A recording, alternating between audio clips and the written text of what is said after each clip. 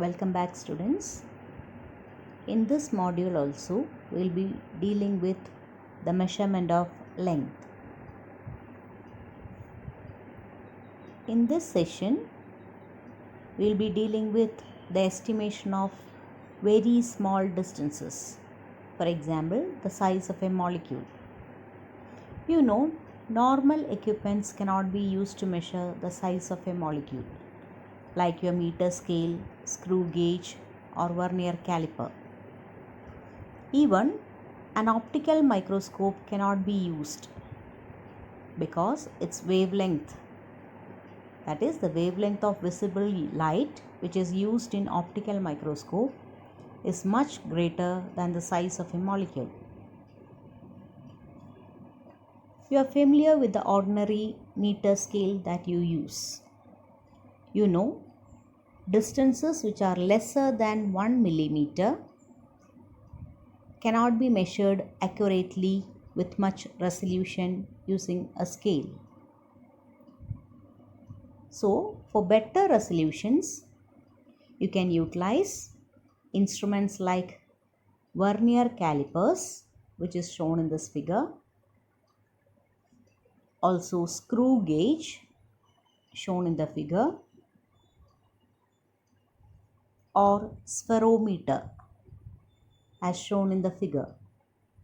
These instruments gives us a much better resolution compared to a meter scale.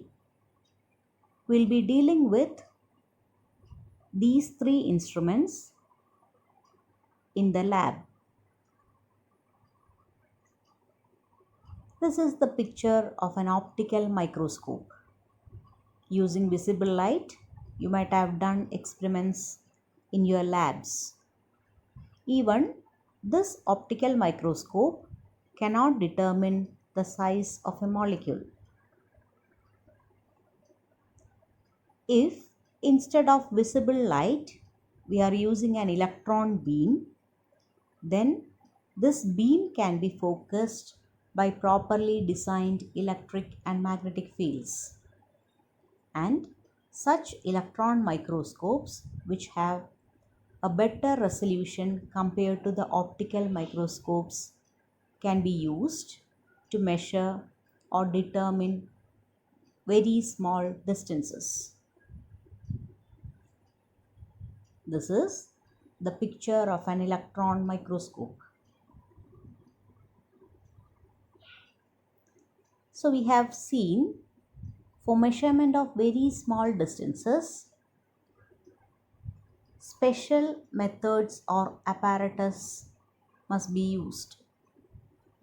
As we had seen, distances of the order of 10 raised to minus 5 meter can be measured with optical microscopes, whereas distances of the order of 10 raised to minus 8 meter can be measured using electron microscope, and distances of the order of 10 raised to minus 7 meter can be measured by interference experiments.